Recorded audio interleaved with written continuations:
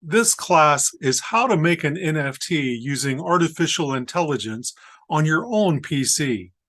For over a year, I wanted to make an NFT for my community, but I really felt helpless. I'm not an artist and I just don't know the first thing about creating really nice 3D, art images uh, on my own. So before I could create my first NFT, I first needed to hire an artist. So I started reaching out to artists, so that I could create my first NFT for my community. Then a few months ago, I discovered Midjourney. Midjourney is an AI application that runs on a Discord server, and it allows you to generate really cool 3D art images from a text to image prompt. In other words, you can just tell the application what you'd like to see, and the application creates the image for you. Great, I thought, I don't need to hire an artist now. I can just do it myself. But after creating my first 20 images or so using Midjourney, I ran out of free credits. So no problem, I thought, I'll just buy a subscription. And then I started looking into the Midjourney subscription, and the first plan is a $10 a month plan, but it only gives you 3.3 hours per month of computer time. I don't know about you, but I could spend that in a single day. And then the pro plan was $60 per month, kind of expensive, but I thought what I could do is I could buy a subscription, make a bunch of NFTs or a few, and then just cancel my subscription until I wanted to make more NFTs. And that was a good idea, I thought, for a while. But then I discovered an open source version of Midjourney that I could run on my own PC. In this class, I'm going to walk you through the steps of installing a Midjourney model for free on your own PC and creating Bitcoin art using artificial intelligence. First, a little about me. I'm David Anderson. I'm the founder of Bitfolio Academy Coaching Community. Bitfolio Academy is an education business. I offer courses. I provide educational resources. I provide private coaching services. I have a master's degree from Yale University. I have 20 years experience working as a software engineer and as a systems engineer. And I've been working full time in the blockchain industry since 2019.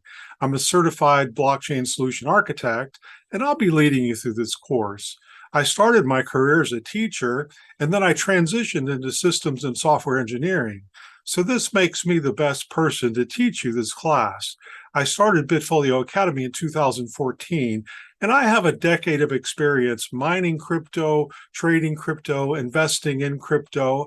I'm not a registered financial advisor, but I still want to share my knowledge with you. I want you to learn more about crypto, and I want to help you to reach your goals. Here are the major components of this class. First, I'll introduce you to the open source software that's required to install Midjourney on your PC. Next, we'll install the software so that you can see exactly how to do that. And then we'll produce some images together. That's all I want to cover in this class. In the next class, I'll show you how to create an NFT from your artwork. So who should take this class? Basically, anyone who's open-minded and eager to learn can take this webinar. There's no prerequisites. There's no, I try to not assume that you have any knowledge. So are you ready? Let's get started. So there's three pieces of software that I want to introduce you to, or three websites in particular. The first one is Automatic 111. This is the software that you'll be running on your own PC. And the second website is Hugging Face. Hugging Face is where you find free open source models that have already been trained. So we're going to download a Midjourney model from Hugging Face that's already been trained and drop it into the Automatic 111 software so that we can run it on our own PC. And the third thing that we'll need is a prompt. And there's a website that specializes in prompts called Prompt Hero. And we'll be looking at some of the Midjourney prompts on Prompt Hero. So let me stop sharing my slides and start sharing my other browser. So hold on one second while I pull it up. Okay, so the first thing that we want to do, and by the way, here's the Midjourney subscriptions that I was looking at. Free plan, $1 for 3.3 hours per month, and the Pro plan for 30 hours of computer time per month. But the first thing we want to do is take a look. We want to do a search for automatic 1111, 4 ones. And when we do that, I'm using Start Page, but you can use Google search. The first thing that comes up is a GitHub page, and that's the one we want to click on. And this basically tells us how to install the software. Now, if you're using Windows, there is an exe executable that you can download, and there's a link to it on this page. But you can also install it from source, and that's what I'll be doing. I'll be downloading the source code and compiling it on my PC. And you can also do that on Windows using PowerShell. But there is an exe version, and let's go to their wiki to see that. So here's the dependencies for running the software. And on this page, we see the Windows executable. So here's where to download the exe file. But what I'm going to do is I'm going to install it from source.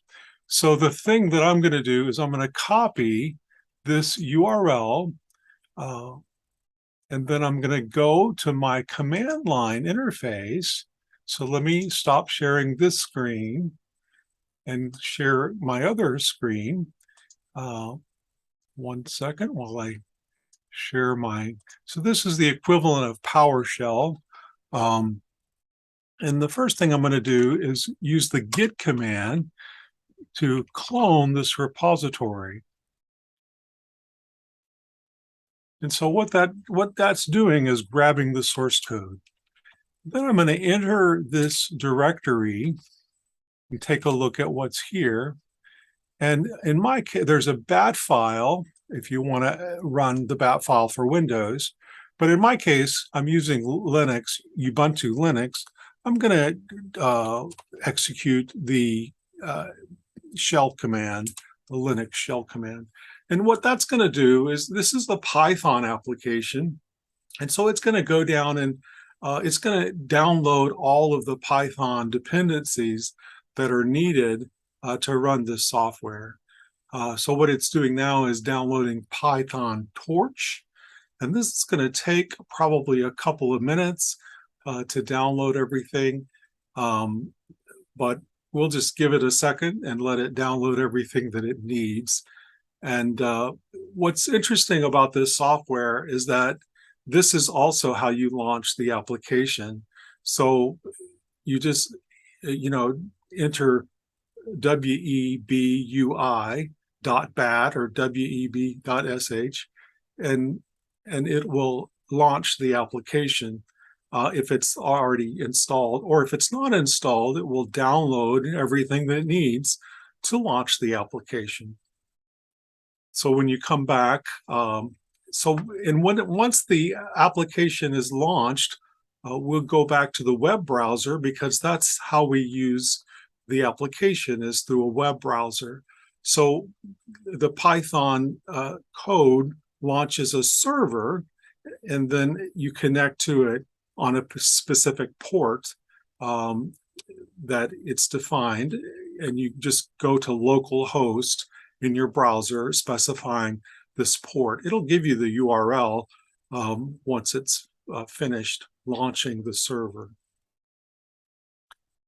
And the next thing that we'll do after this, in fact, we can do this while this is installing, is to download the models that will be needed by this particular application. I'm going to go ahead and let it finish downloading. Actually, let me stop sharing and share my browser window again, so that I can download or show you where to download the necessary applications. So one of the things, so the next thing we need to do, and we can see this in this automatic, in this repository, we can follow the directions. And if we go to the dependencies, we see that we need to download the Stable Diffusion model first, and then we can download a Midjourney model. Now, if we open this in a new window, it takes us to the Hugging Face website, and this is the model that we need to download. This is the base model, the Stable Diffusion model that the software needs to be able to execute, but we're not going to actually use this model, but we're going to go ahead and download. So we'll click on this, and it will download the checkpoint automatically. Now you can see I've already downloaded it to save time. This is a 4 GB file. The next thing we're going to do is we're going to search for Midjourney. And as you can see, it already comes up. There's a paper cut version. There's a Midjourney style prompt. There's a paint art one. Let's go ahead and execute the search. We're going to download this one. It says anything Midjourney version 4.1 of Midjourney. So we click on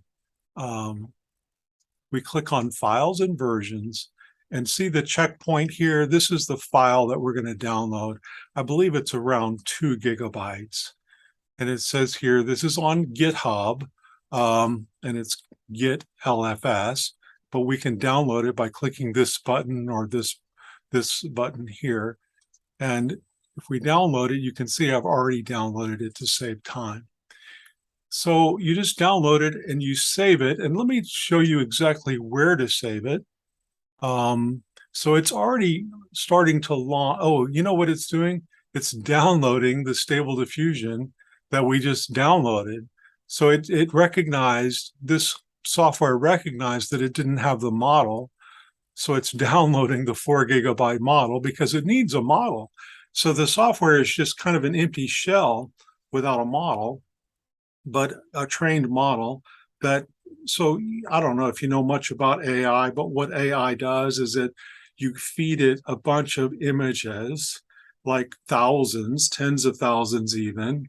And the more images that you feed it, the more it can learn about, how to construct images. And you basically train a model based upon you giving it sample data.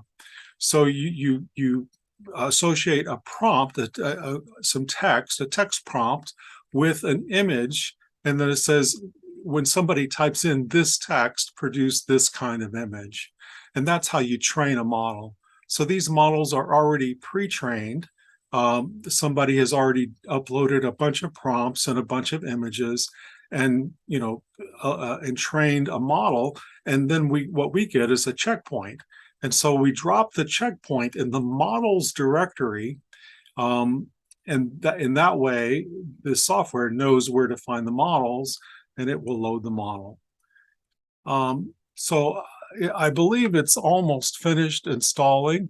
It's downloaded all the dependencies that it needs, and it's going to launch in a second. It says to create a public link, click launch. So it's already started. I'm surprised it did not give the URL. Oh, here it is. So it did give the URL. See, it says running on local URL, and it's running on port 7860. So it's launched already. So what we can do is just paste this port. Oh, sorry, I was looking at the command prompt again, and you were still looking at the browser image. I'm sorry. But this is the software as it loads. So it's loaded using this, it's using a Stable Diffusion model. But what we wanted to do is to use the Midjourney model. So let me show you how to to install the Stable Diffusion, the Midjourney model, I'm sorry. So we're going to go back to the command line, and this is what I was looking at earlier. Sorry, I wasn't sharing this screen, but it's finished loading the application, and now it has launched the application, and here's the URL that it says I've launched on this URL. Just go here in your browser to use the application. So I'm going to click Control-C here and exit the application. And what I'm going to do is go back one directory and find this anything Midjourney version 4.1 model. And I'm just going to copy this into the Stable Diffusion directory that just got installed. And the directory that I'm looking for is models. And the specific directory is Stable Diffusion. I'm going to copy this into this directory. You know what? I should have moved it rather than copied it. So if I copy it, it's going to duplicate 4 gigabytes of data. If I move it, it's just going to move it from one location to the other. And that's all we have to do. So I'm going to go back into this directory and relaunch the application. But this time it's going to find my Midjourney model as well as the Stable Diffusion model. See, we can see here that it just found it.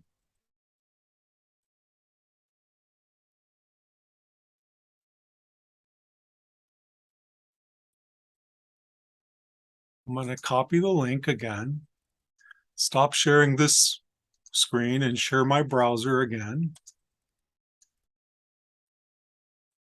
So the other website that I need to show you, and I'm going to go ahead and launch it here in this window. So now we see that it automatically loaded the Midjourney model first. So there's 2 models that we can pick and choose from, either the Midjourney model or the Stable Diffusion model. And we're going to click the Midjourney model. Now, the next website that I want to show you is the Prompt Hero website. And this is a great website to find prompts because you can see what other people are doing with Midjourney or Stable Diffusion. And for example, this prompt here is of an African woman with, or actually it's a South American indigenous Black woman. So this is the prompt. And we can just copy this prompt and go to our Stable Diffusion app and copy it into text to image, the positive prompt here. And we'll just copy it as I hit Control-V to copy. And the next thing we'll do is we'll increase the sample steps a little bit. We'll, rather than 20 passes, we'll allow the computer 50 passes. And we'll also increase the batch size. The batch size is the number of images that it'll generate per run. So when we click the Generate button, it will generate 4 images, and it'll use 50 passes, 50 steps, computing steps, in order to generate the image. So let's go ahead and generate this image of this tattooed South American indigenous Black woman. Future punk, gold tattoo line, side profile, it says, summer, dramatic light.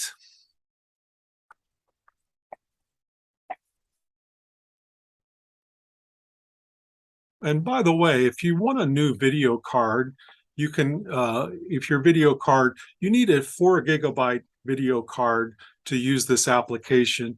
And the more memory that you have in your video card, the better off you are.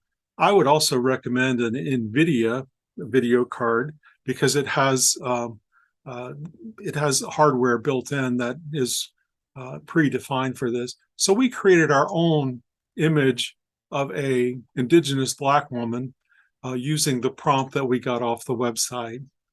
And this is the images that it produced. And again, if we click generate again, it's going to generate 4 more completely new images. And we can do that. We can also adjust, the height and the width, and we can adjust the sampling steps. We can increase the batch size if we want. But so it just created 4 additional images that are completely unique. So we can get inspiration from this website, Prompt Hero. Now, one of the things I want to show you how to do is how to create some Bitcoin art. One of the things that I did is I wanted a dark image, and specifically I wanted an image set in space. Now, one of the features of this software, just like Midjourney, is the ability to feed it an image. So rather than just text alone, you can feed it a base image. So you can upload an image here. So I clicked on text image to image, and you can feed it an image. And I'm going to feed it a nice image of a Bitcoin, or a representation of a Bitcoin. But I also need to enter a prompt. And I have a prompt here saved that I'm going to copy and paste, and I'll read the prompt to you. It says, an image of a Bitcoin in 3D with the B symbol in the middle. And I've discovered if you don't specify this B symbol in the middle, sometimes it omits it. The coin has a golden glow. This coin has a bit of a purplish glow, and I just wanted more of a gold glow. The coin is floating in space with a distant image of the moon in the background. I'm going to get rid of that, just have it floating in space. Dramatic light, epic setting, very detailed, light against darkness, dark night, photography, hyper-realistic, moody, cinema lighting, intricate detail, and version 4 of Midjourney. And I don't know if I have to include that because this is a version 4 model. But anyway, I'm going to go ahead and increase the number of steps here to 50, increase the batch size again to 4 images, and then we'll click generate and see what Bitcoin images that it creates for us. This is the real lifesaver for somebody like me who isn't an artist, but I want to generate or create some cool art, create some cool NFTs. But if I had to do this through another software, I would be, this would be a hard thing for me to do. So this is the Bitcoin image that it produced, based upon the image and the prompt. These are also some images that I would reject. And you can just keep hitting the image generating button until you find an image that you really like and want to save. And to save it, all you do is right click on the image and save it to your local computer. In fact, here's a save button right here. You can just click on that. So we're generating 4 more images. This is the first image that it produced. This is the full screen version. Here's the second image and the third image and the fourth image. And this is all 4 together. I probably would prefer this image. Okay.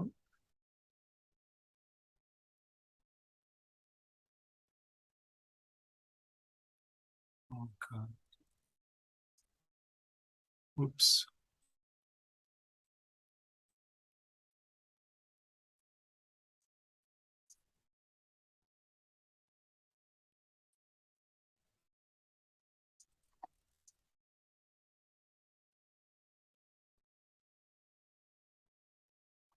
So anyway, that's basically all I wanted to show you how to do. Is I want to show you how to run this on your PC. And I was telling you earlier that if you want to upgrade your video card, if you go to If you go to the Sunday class webpage, I've included some links to some video cards. I included the link to the video card that I'm using. I'm using a NVIDIA video card, a 2060, it's called RTX 2060, with 12 gigabytes of RAM. As I said earlier, you need 4 gigabytes of RAM as a minimum to run the software, and it is RAM intensive. 8 gigabytes is satisfactory though, and 12 or 16 gigabytes is even better. But I recommended 3 different video cards. The one at the bottom, 8 gigabytes, is the least expensive. It's under $300. These other two are slightly above. You can find deals on the 2060 card. It's an older tech. Notice I recommended the 2060 and the 3060. These are basically the same, but the 3060 is the next generation of this card. 20 was the older one, the 30 series is the newer one. And I also recommended the cheaper 3050. The 2060 is going to beat the 3060 in terms of processing speed. And the main difference in these cards is the length of time. So you notice that it took about a minute to generate these images that we were generating. And on the 3050, it might take a minute and 20 seconds, something like that. The 3060 and the 2060 perform about the same. So whichever one is the cheaper version, that's the one you should get. Perhaps get the 3060 if it's the same price as the 2060. But actually the 2060 and the 3060 perform almost exactly the same. They both have 12 gigabytes of memory. That's all I wanted to share with you today. I hope you got something out of this class. The next class I'll share is how to create the NFT using one or more of these images that we just generated. So thank you for joining the class. All the best.